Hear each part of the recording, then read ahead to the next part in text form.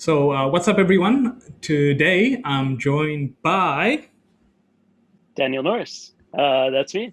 Thank you. fantastic Daniel. Please tell us, what do you do and what are you all about? So, what do I do? I'm working at university right now in Tokyo area, and sort of I'm known for Acroyoga in Tokyo. Besides the job, and that's kind of what I'm doing when I'm not working at university, and just been trying to build the community, um, improve my own skill, work with people, meet people through Acroyoga, and that's pretty much where I'm spending most of my time. Yeah. Outstanding. So, I know you from SOGO Japan. So, Suns Out, Guns Out, the fitness community. And uh, about 2 years ago, you were running it was the Thursday Jam in Yoyogi. And you were running that with Simon, and Simon is Tokyo Acroyoga on Instagram. So when I first saw Yeah. these things, I'm like, wow, these guys are about um, Acroyoga. And for someone who doesn't know what Acroyoga is, let's start there. What would you call Acroyoga? Well, the definition is going to vary depending on who you ask, but to give a kind of simple answer, um, acro yoga is essentially acrobatics and yoga. Okay. Um, Now, in my opinion, it's not easy to give one definition that will sort of equal acro yoga to all people because there's many different sort of uh, approaches and focuses within acro yoga. So uh, on one hand, acro yoga, you might have people who do this as basically partner yoga with a little bit more advanced sort of movements and poses and things like that. Mm, Um, Whereas on another side, you have some people who do acro yoga with more of an acrobatics focus, or mm, let's say people who come from cheer mm. and they're doing more of a standing acrobatics, and people who come from a gymnastics background who are doing more dynamic things. So uh, one of the easiest ways to understand what is acroyoga is by simply searching for it. Looking at some Mm. photos, some videos, and that gives a better idea of it. Is Okay, is how how what I would say. I like that idea. I just so happen to have some photos of a very interesting Instagram profile now with acro Ha, yoga nice. happening. So, for someone who's never seen it before, the the the if I could call it an art form or a lifestyle is it involves a base, so somebody lifting, and it involves a flyer, someone being lifted, and if you've got more people, we always need a spotter, someone there to catch us when we fall. I also like the terminology. It's got its own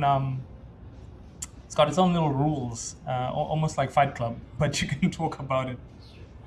And I know the poses around the world.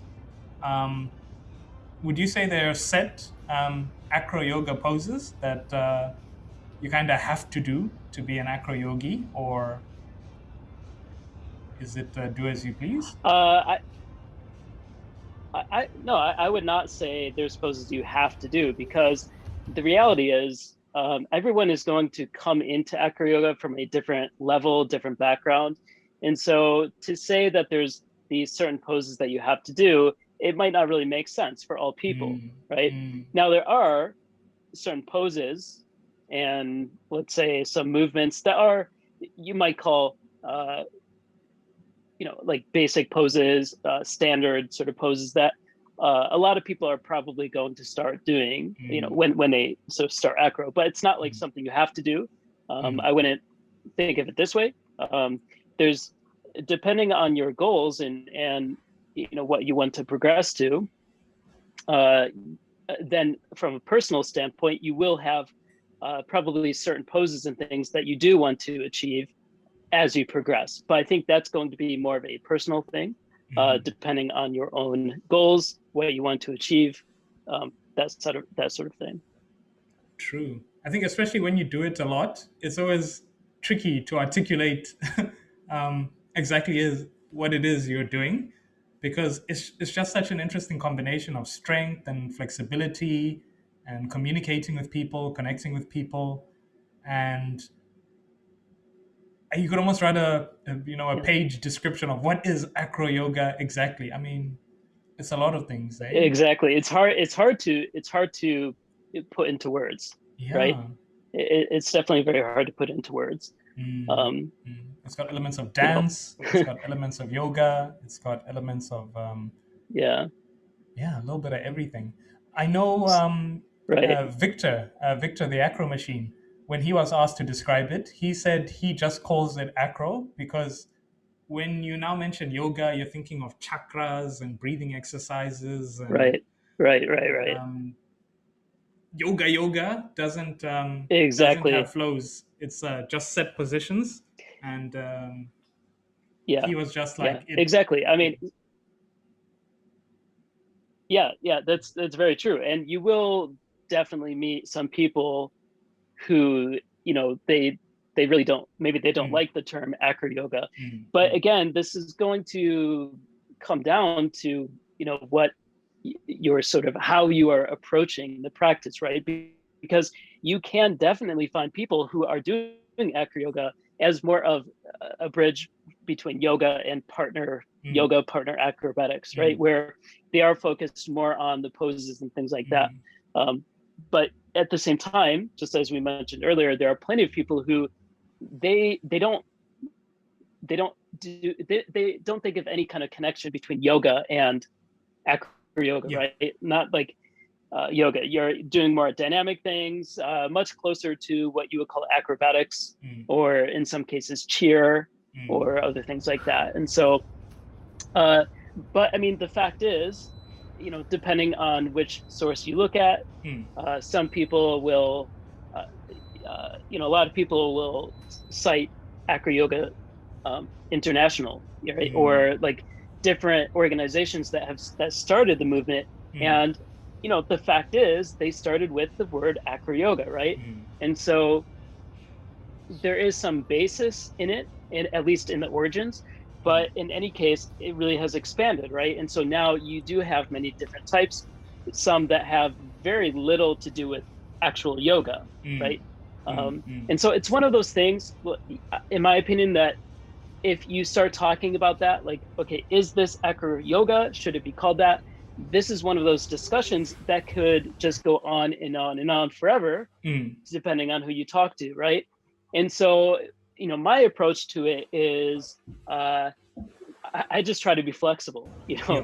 Now personally, I usually call what I do. I usually just call it acro as well. I don't Mm, often use acro yoga, but mm, but at the same time, for the group that I am a co-leader of, SOGO Acroyoga, we do call it acro yeah. yoga. And Yeah. you know, for us, it's more of a from a practical sort of standpoint, Yeah. right? We gotta If call it you something. if people Yeah. Well, yeah, and if you have people who have never heard of this type of practice Mm, and they see acro yoga, they might have, even if it's very limited, they might have some, mm, image maybe, totally. right, of what that could be. Whereas if you Mm, just say acro, to some people, this has no meaning, yeah. right? And so, you know, there's different reasons why you would call it that. Mm, But it's like, I don't personally make a big deal about it. yeah. Call it acro, call it acro yoga, whatever you want to do. Mm, That's fine. Let's yeah. just have fun and enjoy Just the do it. practice. Yeah, yeah. Very nice. So Very nice. Let's talk about the acro terminology a bit more because that's something I like a lot about it. Please, could you just run us through some of the terms? sure. What I would usually start with are the what I call the roles. So roles meaning like the jobs, if you want to Yeah. think of that way, right? So you Yeah. have a base, and I think you mentioned before, but the base is depending on which style you're Mm, using or you're mm, doing. But as like a basic acro yoga, the mm, base would be the person who is lying on the ground, mm, and you have a flyer. who is the person who is the base is holding up into the air, and then you also have a spotter. The base and the flyer are essentially required to do Acroyoga because it is a partner activity. The spotter is an optional role. Depending on all kinds of factors, depending on what the level of the people doing it, depending on the difficulty of the particular pose or movement, the conditions, the environment, all kinds of things, right? So that's going to just really depend on the situation, pretty much. So 100%. base, flyer, Spotter. base, flyer, and spotter. How about L basing? Tell us what L basing is. Yeah, sure. So again, this is one of those words that if you see a picture, you can make the connection much more easily. But basically, L basing, think of it, your back is on the ground, your legs are 90 degrees perpendicular from the ground. And so the shape of your body, right? It's basically like an L shape, right? So your body's here, your feet are here. And so a lot of the, you can think of this as maybe the traditional sort of Acroyoga, or sort of one of the large sort of focuses in acro and acrobatics, right? L base. So the person is there, and the flyer will be balanced on the person's feet and hands as well, and that's L base. So L base is one big area, very, very common one. You might, the way that I typically think of it is you have L base, and then you have, let's say, like counterbalances, which might be something with standing or a lot of different things like that. Counterbalance between two people. You can have standing acro, right? In that case, there is no L base. You're just standing and you're holding someone in the air, right? And within those disciplines, there are even more smaller focuses, such as Icarian. There's certain. What is Icarian? Yeah, so essentially, Icarian is it's the base is usually in a L base sort of shape, and it's where we do different kind of pops, tosses, things like that, where the flyer leaves all points of contact with the base, goes into the air, does something, and then we catch the flyer.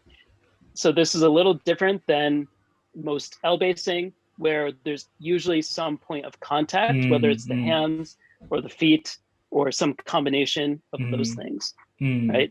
And so, Icarian is much more of like an acrobatic type of practice compared to what you might call, L basing or like Acroyoga, right? So certainly there's going to be a lot of people who say, Icarian is not really Acroyoga, but again, that's going back into that whole thing. What is Acroyoga? Does this count or not? Which is an endless debate, probably. So, totally. But yeah, hopefully that you could get the idea from that. Stunning. So maybe this video is like a sales pitch for Acroyoga. I like it all, and we can later on we can also discuss for somebody hoping to get started in this world of Acroyoga. We'll really go into detail about the feelings and the strength and the challenge of doing it all. But when did you first start Acro?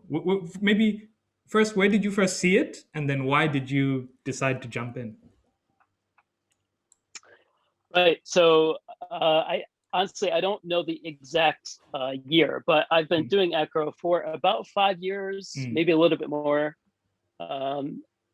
And how did I first see it? Well, I had never heard of Acroyoga at all until just one day where I saw a picture of it on Facebook. And this was a friend of, sort of a friend of mine at the time. And by seeing that, also one of my other good friends, which was Simon, you mentioned him earlier, he also discovered this at the same, similar time. And it was as simple as him inviting me to this sort of Acroyoga practice or sort of casual lesson. And, I was all about it because I saw the picture and I said, this looks so much fun, right? And, around that time, well, for a long time, pretty much my whole life, I would say I've been very active. And not just in one particular sport, but in many different things. And especially at that time, I was also, let's say, dabbling in handstands and different things like that. And so I saw this and I'm like, wow, I got to try this. And, I really appreciate Simon for finding that jam practice that we went to, because that was the first experience I had. Right. And so that was in Tokyo. I never saw Acroyoga or anything where I grew up in the States. This is my first experience seeing it in Tokyo. And so we went there and it was, where was it? So much fun. It was in a studio in Harajuku. Oh, at the time. Do you remember the name of the studio? I do, but I'm not sure about the pronunciation because it's pretty strange. So you come out of Harajuku, so Takeshita Dori, mushroom down lower mushroom street, Takeshita Dori. So there's all this Harajuku style candy floss, crepes, and you're like, Acroyoga. I wanna do that. Yeah, I mean, it actually was not far from that street. Right? And you could actually walk down there as maybe, I don't know, 10 minutes or something from the station. But yeah, I mean, it was a pretty small scale at the time. The acro scene was not very big at Tokyo. And so at that time, there was, at the time, I mean, there was not many communities, not many groups. That was one of them. And the teacher, his name is Kenji. And I don't know if he's still doing Acroyoga right now, but he was at the time. He was doing that, and it was great. I'm not sure if I met him. He's a former gymnast? I don't think you met him. Okay, maybe I didn't meet him. Okay. I'm pretty sure you didn't meet him. Maybe it's a different Kenji. I think he was not very active at the time when you were, there. I'm not sure. Possible. But yeah, I mean, that was my first experience. And let's really go into detail on that experience. So you walk in, people are barefoot, and you're like, he's gonna put me into the air. How is this? I'd really love to know, how did that feel? Yeah, as oddly as it might sound, it really felt like a quite natural thing for me to do. I mean, even though a lot of people do see Acroyoga for the first time and they say, like they're kind of, wow, like I can't do that, or that looks so hard, or all these different emotions, right? But for me, I honestly didn't feel that. I felt this is awesome. Like, this is so cool. Like, I can't wait to do this. And so it was sort of like, we got in there. And what was the first pose he made you do? Or did he start with an explanation? Or we started with some types of it was some stretches, warm up type of things. We did a little bit of yoga, actually, sun salutation. I remember that. And then his style, he would have certain like skill targets, essentially, that he would sort of try to organize everyone into trying to do. Like 10 bird squats and 10 of these and this to try and keep it simple right now, but that's kind of how it was. And of course, being completely new, we started with the most basic thing. I'm pretty sure that was plank or bird pose, which is like 99% of people when they start, they're usually starting with these. L-base. I do. So he was basing, and he's like, you have to fly it first. Like to be honest, the very first time I was flying, I don't remember that exact moment. Okay. I definitely remember the first session. Okay. I remember warming up, and I remember trying some stuff. That very first one, I don't remember clearly, but I do remember a couple things. I remember I did backbird, and I also remember there was a woman who was basing me. And I remember I was really impressed because, you know, first time doing backbird, I was not flexible at all. My back was super stiff. Yep. You know, but I'm at the time I was all excited about it. I'm like, yeah, let's do this. You know, and you know, and so we try it, and you know, my shape was just ugly, man. I mean, it was terrible. You know, trying to bend back and stuff. But and then blood rushes to your head, and you're like, "How do you feel?" Oh, good. Yeah, I mean, it was sort of that type of thing. But I was really impressed. The bass, I actually forgot her name, unfortunately, but I was really impressed. She was very solid, and she had a lot of, like, this confidence. And so she was like quite experienced. You know? She had been in for a while. Yeah, I mean, relatively speaking, she was very experienced. Okay. But keep in mind, at that time, it is all relative, right? Because the experience level was still relatively, let's say, not super advanced. Okay. Just because of when Acroyoga sort of more or less came to Japan, and you know, it just didn't have that much time to develop. So you know, the level is relatively low. For most people, I'm not going to say everyone, right? I don't know, but in my experience, however, yeah, stable. That was good, and felt safe, and it was a fun experience for sure, right? So, you know, yeah. So like I remember that I tried a few other things. I think I tried couch pose that first day. Were you basing or flying? I was flying. Okay. I was flying, but I did base, but the base was very simple things. I think for basing on that first day, I was doing bird, plank. I think it did like throne and chair pose, some other things like that. But nothing like really. No, I carry on the first day. Not on the first day. Yeah, no, I carry. Okay. Study. Awesome. All right. So you went to a studio in Harajuku. You're like, all right, cool. Acro, wow. You took to it like a fish took to water. How did you now go from there to now you are running a Thursday night session with Simon? So Simon is also, I suppose he was also at that class, and you're like, all right, guys, this is dope. How did you go from there to now Thursday night sessions? Yeah, well, it's quite a journey. And before I describe that, just one small note, basically. So SOGO Acroyoga now, it's on Wednesday nights. So that's just a little side note. And then also, due to different factors going on right now, it's mostly I'm sort of taking the lead right now. Simon is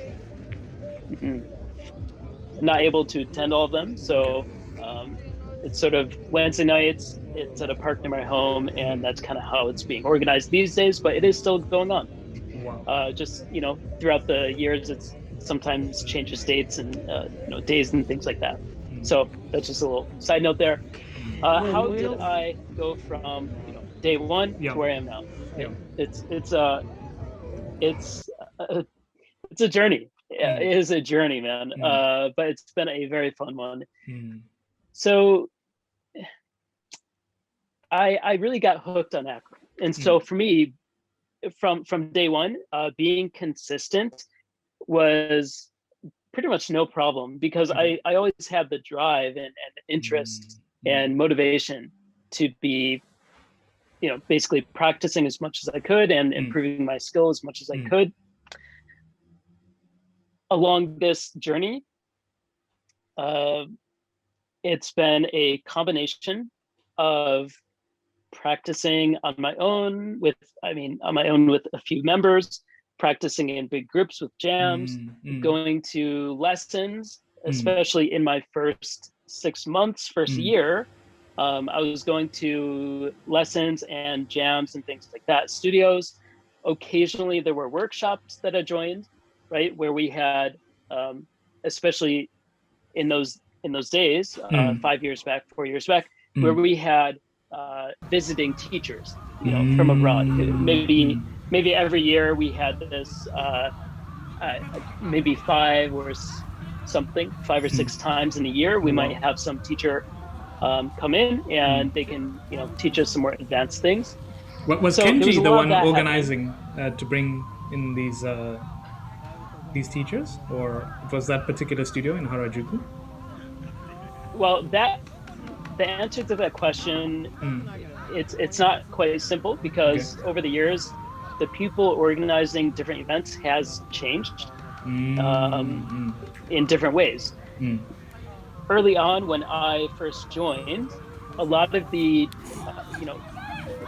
visiting teachers and these kind of workshops, these were organized by Acroyoga Japan, which is sort of led by Lisa Nishimura. Oh, they do that And large festival in Okinawa? well, they've done it in a few different locations. Oh, okay. They did have that in Okinawa a couple of years ago. This year it's in Nagoya. Oh, wow. So at that time, they were organizing some of that. And for Acroyoga Japan, there were also some other people who were helping with organizing and things like that. And in addition, some other people who were organizing things, actually from Osaka, someone, Mark Smith. Oh, yeah. Mark Smith, and yeah, he was organizing things even in Tokyo. He would come here and make things. He was doing a lot of that. And along with those two main sort of, sides that were putting together these events, there were occasionally some smaller things, right? Where other individuals in the community, they might have a friend or something that they brought in. And so, there are other names probably who have been doing that. And then I also started organizing workshops as well. And that was probably starting about 3 years ago, if I had to guess, 3.5 years ago, something like that. And that is the main point of Acroshift? No, okay. I wouldn't say it's the main point. Okay. So, I mean, I think we probably will need to get into that later to give you a better answer. Yeah. But in terms of your question, the workshops, that's how I would describe it. There are a few different people. It started out one way, and over time it sort of shifted in terms of who wanted to organize them. Organizing workshops, at least in Tokyo, is not easy, and I feel like tell me about it. Maybe that's the same for all places. I'm not sure, but what I can say is from direct experience, it is not easy. Man, it is not easy for different reasons, financial reasons, and promoting and finding studios that are proper locations and things like that. Yeah. But and Japan just has a lot of rules, whole lot of rules. Yeah, but I mean, if we go into that, that's sort of getting sidetracked. So, sidetrack all the way. Does that answer the question? Oh no, fantastic! You opened a tin of worms, and we need to go through all of them. So, it seems from when you first started, you always had a passion for fitness and also sharing that passion with other people, because now with this massive challenge of what you have to go through to host a jam, and it's so tough to become a millionaire off of Acroyoga. So I don't think that was your goal initially when you were like, all right, cool, I want to get deep into this. And it seems that there's something very special in this world of acro, and that really drove you to really go further and further into it and still do it, despite the crazy times we're in, where it's one of the very, very tough thing to do. It's not government funded. People are just doing it out of their hearts, that they want to share and teach this art form. And it seems you're not the only one. You've mentioned Acro Japan, and the guys who I don't know if I could give them a term, if I could call them the ones who really drive the scene, are hosting retreats and workshops. Come here, let's do this. I want to incorporate Hmm. massage elements, uh, spiritual side of it. They're really doing some amazing I mean, things. Mm, yeah, I mean, maybe you can just say the leaders in the community, yeah. jam leaders Mm, would be a way to describe that, I mm, suppose. mm. Was that Um, always your plan, or did it just happen gradually? so in other words, what has been my motivation to sort of do the classes, Yeah, lessons, things like that?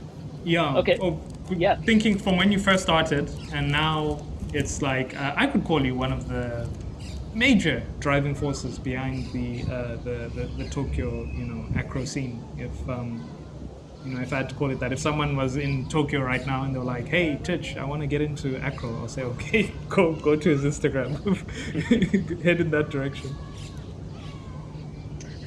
Yeah, okay. Well, I mean, the first thing I would mention is definitely there's no way I could possibly take all the credit because Mm, there are plenty of really great people in the mm, community, mm, other jam leaders, other mm, event organizers mm.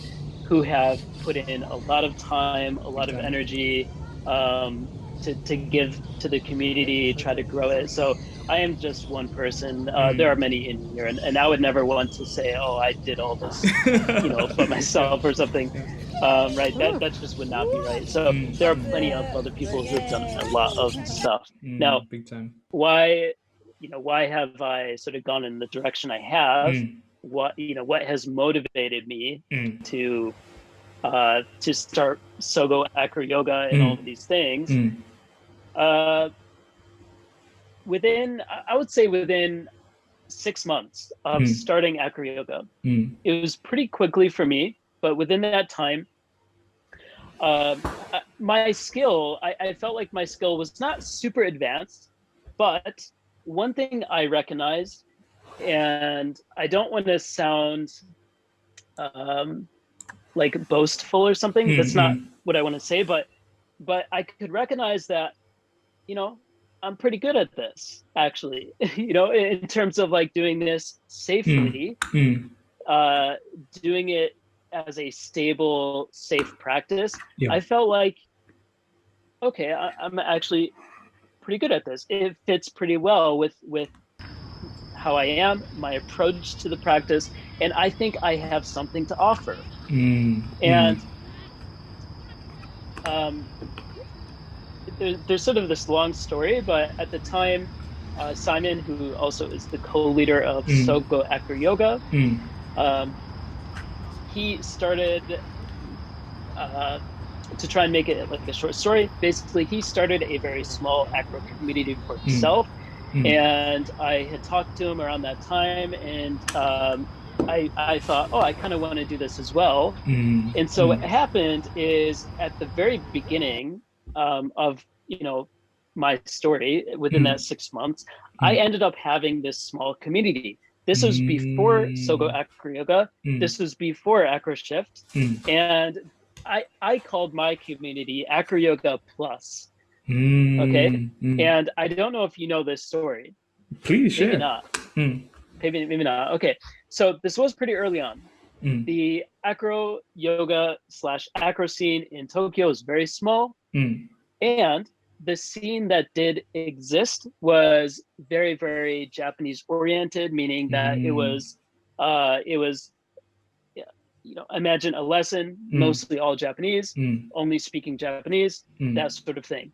And mm, so what both Simon and I sort of recognized is that, well, maybe, we can bring something to the table here, right? We mm, can mm, bring uh, this sort of international side to it, right? mm, These other like lessons or jams that existed, they welcomed anyone. They were not exclusive, only Japanese something, mm, mm, but it was obvious. You can imagine, right? The language mm, barrier mm, alone, mm, right, is one thing, and besides that, it's mm, hard to complain about trying to grow the community. So there we were. We had two different little groups, very little. In my case, I really liked not just sort of sharing my you know at the time not very huge acro vocabulary, but it was coming from a very good foundation, right? So I had that foundation when I started, really focused on safety, focus on like being stable and good technique and all these things. That was part of it. Now, the reason I called it Acroyoga Plus was because I also wanted to create a community feel. So not just like this very strict sort of let's do a lesson, let's learn the skill, and then we finish. But at the time, I also was trying to, gather people to do like small picnic type of things, right? We would do like a small acro lesson, and then together we might go into the park, or if there's like a nearby event, we would go there and sort of hang out. And so it was sort of those two parts. And it was great. It was great. And then I think it was probably, I would say maybe another 6 months after that. I honestly can't remember, but something like that. And we both, Simon and I, through different like ways, basically we discovered this fitness community in Tokyo. It was called SOGO Fitness. And at the time, I believe we were using the full name, Suns Out, Guns Out. Suns Out, Guns Out Fitness. It's a cool name. I didn't know the meaning for the longest time. I thought Sogo was an area in Tokyo. Yeah, well, it's a great name. However, for Japan, it's not an ideal name. And the reason is, as you can probably imagine, most Japanese who do not have a very high level of English, if they see those words, right, suns out, guns out, yeah, exactly, right. And so NRA, and so gun yoga, right, and so essentially SOGO Fitness, over time we sort of tried to walk back from that. We still use it in like speaking, but now if you go to the SOGO Fitness page, it's just SOGO Fitness, right? We tried to avoid that just so there's Japanese no misunderstandings. Sounding. Because I think SOGO can also mean generally. SOGO, general fitness. Yeah, I mean, suns out, guns out. Yeah. Right. So that's kind of the little, again, kind of a tangent, but basically, the point is we discovered SOGO Fitness, and SOGO Fitness, just to give you a little background, what is that? Well, it is it's a international fitness community is how we describe it. And it's totally nonprofit, completely nonprofit. We do not, any of us who are in this community, we do not take any money, not one penny, for anything we do.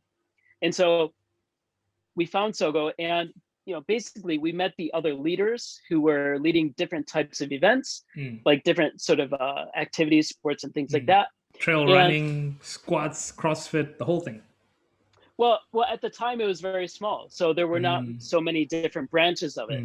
The sort of, since the very beginning, the main sort of event, if you want to call that, was boot camp, which is still going on. And essentially these leaders, they came to us, we started talking, we say, hey, we do Acroyoga, and we ended up becoming leaders in the SOGO fitness community. Nice. And that's how we started SOGO Acroyoga, as joining forces with this great, amazing fitness community. And so essentially what happened is, because me and Simon have been very good friends, and we're very good friends at the time, we basically took it on together, right? And so we sort of joined forces, and those smaller communities that we had, we basically sort of slowly migrated those into SOGO Acroyoga. So that happened, I'm gonna say probably 3.5 years, 4 years ago, something like that. And SOGO Acroyoga, as I mentioned, just like SOGO Fitness, from day one, it's been completely nonprofit. And so we don't charge anything. We do not accept any donations, even. We don't take anything from anybody. And so it is very much, you might ask the question, what motivated you to do that, right? If you have to use your time, your energy to, to make lessons and things like that, why would you do it, right? And so for all of us who are in the leadership team, it's always about creating this community. There we go. Right? Creating a good community, trying to, help people, right? Improve their lives. I mean, it sounds cheesy, but I think that kind of gets to the core of it, right? Is what we're trying to do. And so from the whole time, I mean, throughout the journey, throughout the growth of SOGO Fitness into its different groups and things, and as you mentioned now, it has expanded. And in addition to SOGO Acroyoga, there are many other things: SOGO Swim, SOGO like bouldering and running, and all these different things. But from the very beginning and ongoing, it's always been this sort of mission, or this sort of shared motivation between us. Why do we do it? Well, we do it because of the community, right? It brings us great joy to make fitness accessible to people, to especially in a place like Tokyo, right, where we do have a lot of people from abroad, right, to create a place that is comfortable for everyone, right? That we try to use both English and Japanese. We're not only trying to use English, right, because we also want to welcome everyone, right? There we go. Whether it's Japanese, whether it's foreigners, whatever, any age, right? All ages, family friendly.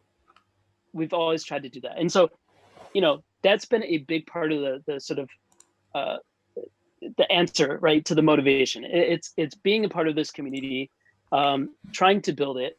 And it's for us leaders, and especially for Acro, as you can imagine, someone like me who I love Acroyoga and I want to continually build my skills, it's also a really great opportunity, right?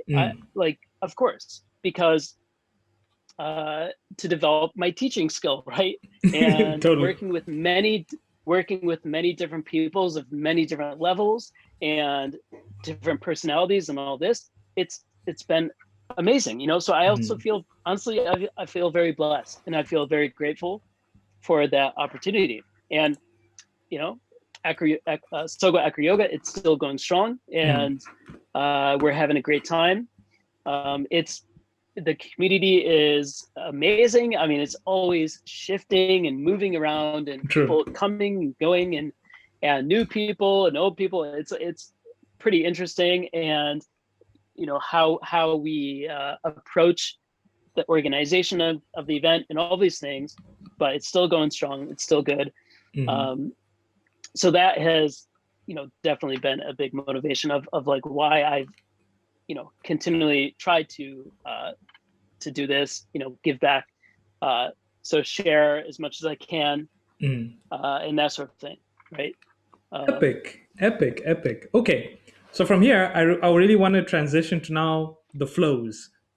How do you put together a nice, creative, challenging, and beautiful flow? What is your your methodology?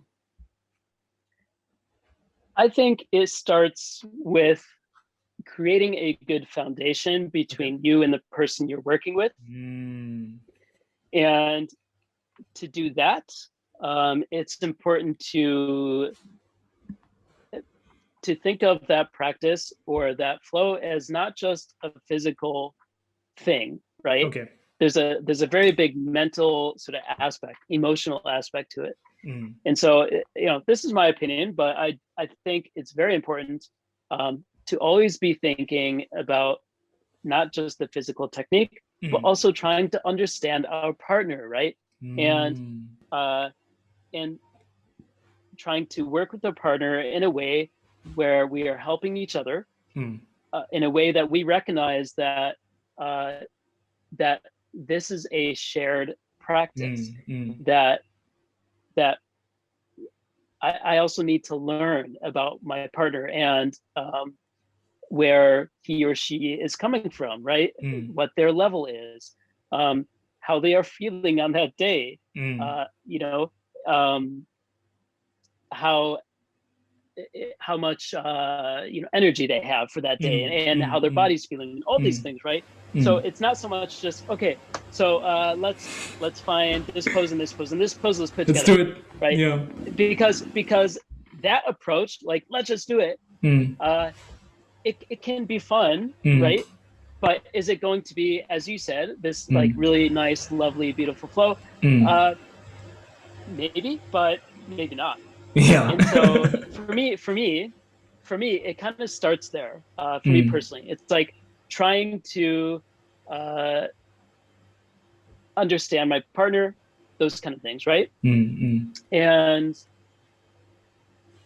you know, we often will do some sort of from more of like a standard answer kind of point of view. We would probably do some types of warm-ups, some kind of calibration, we would call it calibration exercises, to get a feeling of our partner's balance, the sort of how their balance of their weight is, and understanding where they want to go in a flow, what makes them feel happy about acro. I think, yeah, that connecting element, you're describing it very well. Yeah, so I mean, it's kind of starting there, and then, you know, from there it's trying to figure out, okay, well, what do we want to do, right? Do we just want to play, right? Do we just want to play and kind of not worry too much about doing this like flow exactly, or do we have this goal today where, yeah, there's this movement, we're working on it, how can we do this successfully, how can we get from here to there and accomplish this, right? And so we might have some depending on the day, the situation, we might take it in that way, we might take it in the more, let's just kind of play and have fun sort of way. But in any case, for me, I always want to I want to be very mindful of what I'm doing, which is very important for me. I don't want to just be physical, use my muscle, you know. I want to be mindful. I want to figure out how can I adjust to my flyer if I'm bass. How can I make it comfortable for them? What's in their level that they're not going to feel scared, right? Like, or too worried, right? So that's making it comfortable, right? For me, that's really important. And in my experience, if I can find that, and how do we do that? From communication, right? And communication and understanding and empathy, these kind of things, then that's how we find this sort of balance between finding something that's really nice, but also something that's safe. And if we can connect those things, right, something that's fun but also safe and comfortable, then we can make this really nice, beautiful flow, right? Or do these nice movements in a nice way, right? Otherwise, it feels forced, right? Or someone can injure themselves, or you know, you can have some other bad outcome, right? So yeah, that's really important for me. It's not just the physical; it's also the mental. It's the mindfulness in terms of how you approach it, right? And that's always been important for me. Nice. I've got a very silly story to share. So one time I went to a jam. So it was after Tokyo, and I went to a jam, and you know, we've had I think about 4 yogis in the park, and then we all look at each other, and we're like, "Let's do Acroyoga." I'm like, "Yeah, let's do Acroyoga." Nobody brought a mat. I'm like, "Oh, okay, no one's got a mat. Doesn't matter." Then I'm like, "What flow do you guys want to do?" And we all just stare at each other, and we're like, "I don't know. What flow do you want to do?" And so much time was being wasted and not having that feeling of leadership. And then I realized I got a bit spoiled by attending your acro sessions when it wasn't Thursday and that's on Wednesday. But going there, and we were adequately challenged. We had a good flow already planned, already being shown the technique. When you're out in the wild, I'm just calling it the wild. Yeah. You have to be prepared before each session. You already have to know the technique. And especially with a lot of flyers, they expect the base to lead. And acro yoga is such an important exercise in leadership. As you said, not too authoritative. You do what I tell you, but being able Mm. to read people and know, okay, what's your background? You've never done any Mm. sort of exercise before. Okay, I think you could be adequately challenged by doing this flow. And it's so important, as you said, as the base to, you can't throw them into the deep end initially, because at the moment they're all super enthusiastic. I can do anything. Then injury happens. And you have to be just Yep. fun enough, not to the point of horseplay, because then again injury happens, and really guiding people. So you almost have to be like the Yep. captain of like a small boat, and you have to kind of lead people around. And after Right. that experience, I'm like, Right. how does Daniel actually do this? Does he have to do you normally prepare your flows before the jam and find the technique, then you go? Because wow, that was terrible, hey? And then people lose faith in the whole jam when they're like, oh wait, this bass doesn't actually know what he's doing, and the flyers won't want to fly with you. And then yeah, so I was like, I really have to speak to you and find out. So before each jam in your yogi, how did you prepare a good flow that the flyers would like? What was your how did you do it? Okay. Well, let's see. There's a lot to get into Mm, mm. on Yeah, I'm so this sorry I'm taking part. up so much So time. It's just I was like, you'd be the no, perfect no, person it's to ask okay. these questions that, especially for a lot of people who never tried acroyoga, you're gonna find yourself in those situations where the flyers are, so what are we gonna do? I don't know. Not at What are all. you Not at all. gonna do? I'm not at all. I'm really. It's great. It's great to talk about these Mm, things. So not at all, man. You don't need to worry. mm, So let's see. Yeah, a few things. Well, one thing, just to kind of go back to your story.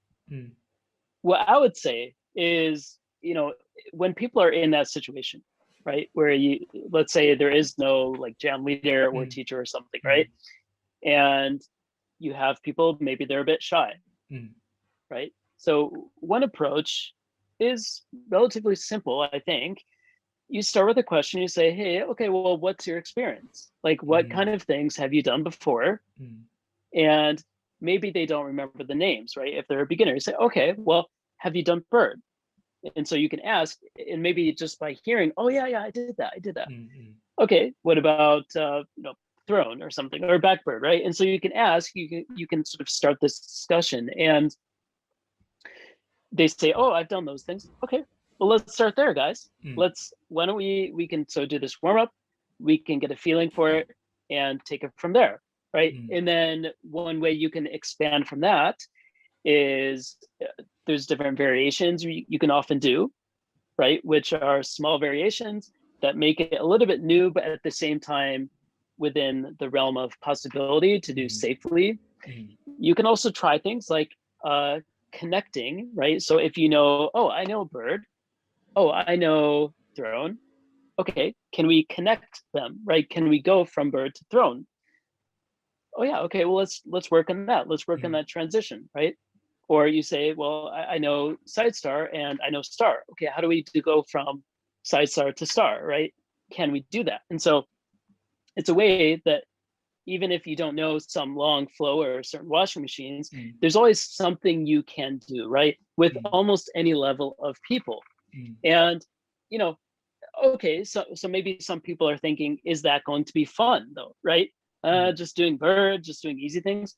Well, I mean, that depends on how your outlook is on it, mm, right? mm, Now, if you have this perspective, like I need to be doing the most advanced things ever, or else it's not fun, then I'm not sure if acroyoga is ideal for for you, right? mm, Because mm, that fair enough. Like I try not to judge. Like people can mm, have any motivation they want, but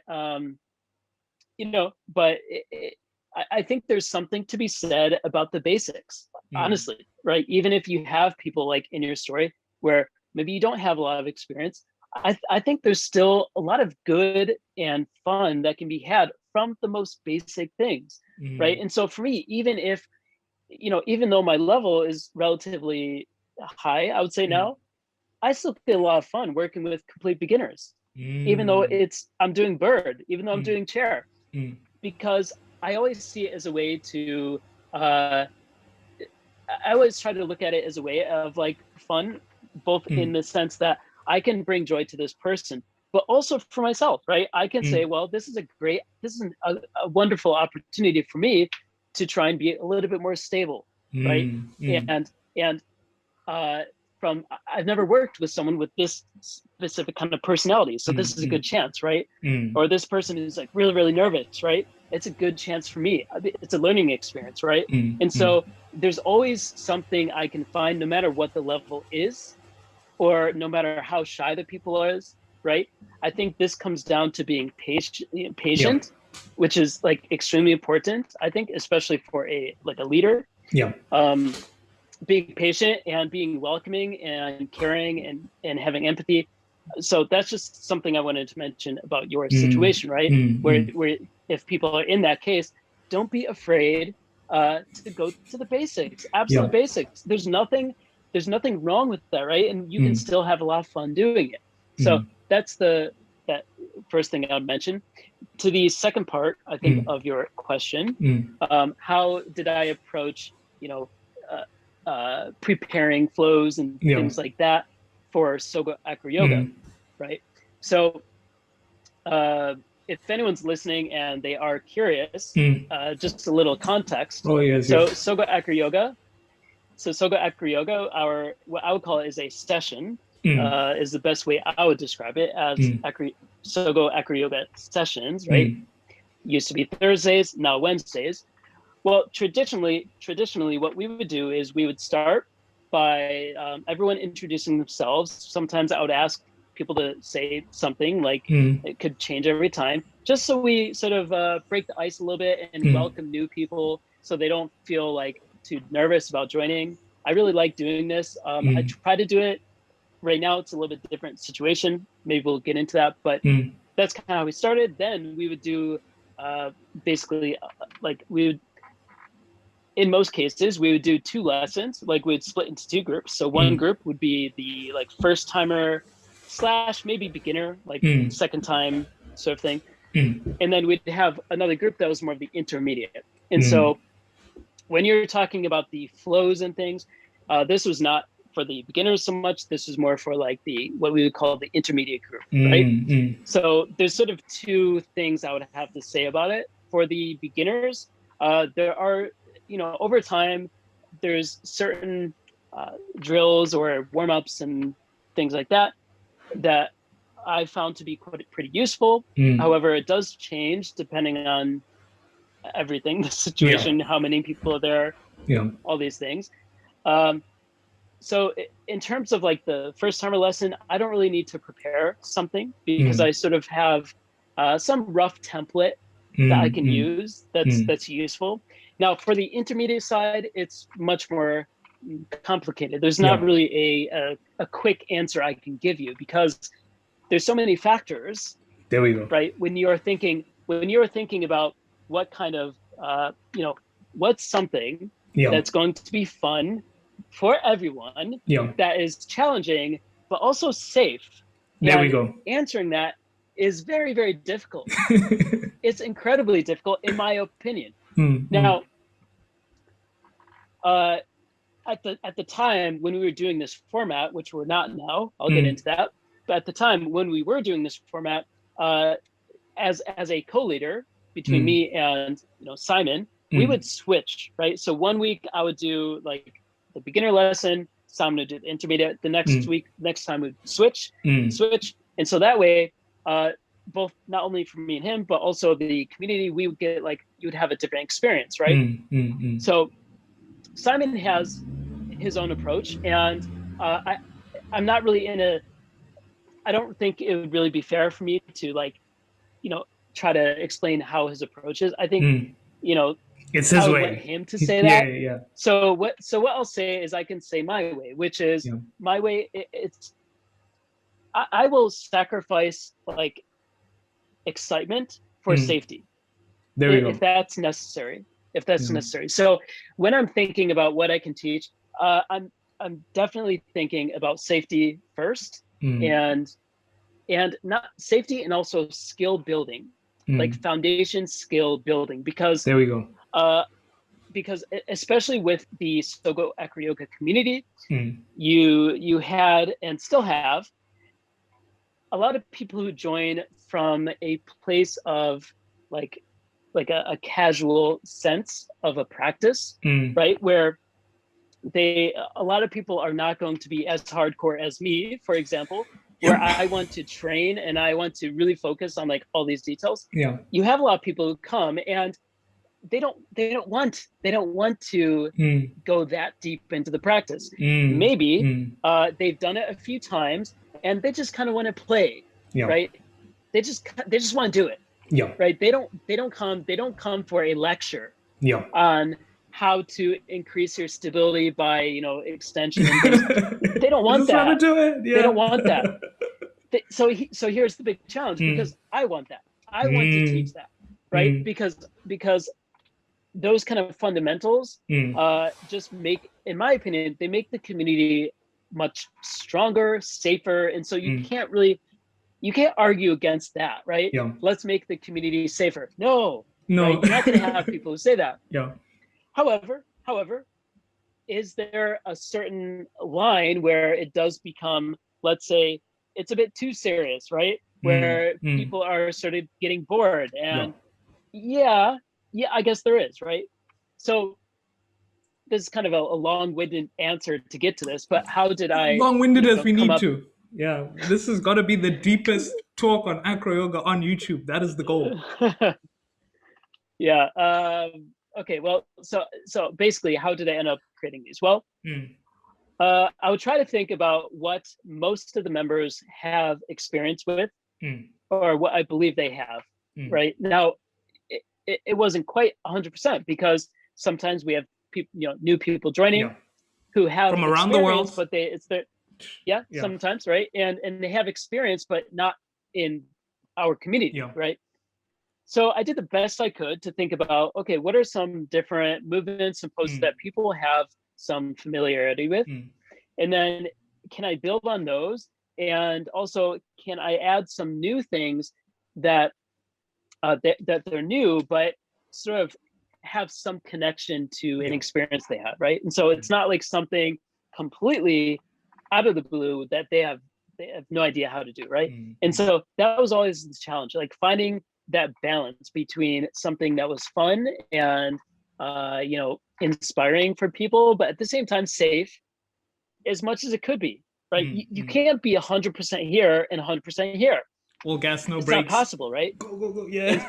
And so it's just trying to find a balance that is best for the current community, because that community is also changing all the time, right? And so it was always a challenge for me, anyways, because I did think of this quite seriously. How to approach it. So I mean, does that answer the question? Totally. Were there any noteworthy moments from those sessions? Were there any days where you were like, wow, what a session, where maybe you found something new that wasn't there, or you experienced a breakthrough in a technique? So I can also tell you some of the things myself personally that I liked a lot from those sessions. So okay, well, why don't you start there? You'd always leave there with a good photo, even though I wouldn't even bring my camera and you just use the cell phone camera. There'd always be either a good moment or a good idea. And the nice thing about Acro is also the scalability. So some days you can have a one-on-one with one base, one flyer, or sometimes it can be one base and 3 flyers. And you're like, oh boy, again, that feeling of community. You meet so many interesting like-minded characters, yogis, fitness people, just passing through. I heard there was an Acroyoga session. You're like, oh, really? So the networking was really good. I also like that the studio we use had those really thick gymnastic mats.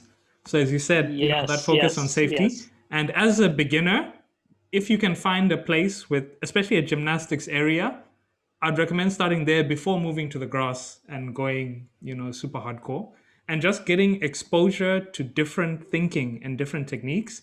So when I saw you going for the Icarian, I'd seen it on Instagram, but seeing it live happening and seeing somebody make that transition from not really knowing it to knowing it a bit better to really sticking it and seeing that process happening, for me was like very, very eye-opening and really like, oh, okay, what if we change this and change that? So I had lots of noteworthy days. That's why I kept coming back. The moves are nice, but I came just to vibe uh, Yeah. with the people. And then we talk restaurants. What are we doing after? And even though I've worked the next day, yeah, let's do something. Doesn't matter. Keep it going. For sure, for sure. Mm. And so, yeah, I would say a couple things, right, that kind of stand out from the SOGO Acroyoga experience. One of the most sort of fulfilling things that I received from doing it was, despite a lot of people being really shy and not really always opening up about it, there were some cases, right, where people would reach out to me.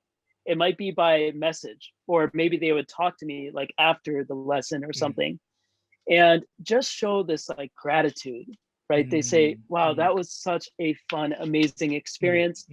And it was so much fun. I would never have done that if I never knew about SOGO Acroyoga. I would never have tried, because I had people who said that they were afraid to join other communities because they felt the other communities were too, they felt like the sort of entry barrier was too high for them, or they felt like it was too much, for some people who didn't speak Japanese, right? They're afraid to join because of that, or just different things, right? Yeah. But, if I could just add, something I noticed about you is you are a good communicator, in that you don't always push just to reply. It's more you make the effort to give people the answer they're looking for. So a lot of the time when somebody had a question about a technique, you would really emphasize with them about what it is they were looking for, whether it's foot placement, how you put the ball of your foot to the hip to find the correct balancing point for that. And interacting with you really showed me a lot of depth that was in Acroyoga that a lot of the time you don't see at the surface level. And just that thing of communication skills, I learned a lot about communication skills from Acroyoga. I used to just answer, but now I'm like, you really have to know where the person is coming from and give them the information that they want in a very specific way as well, eh? Building up people's confidence sometimes.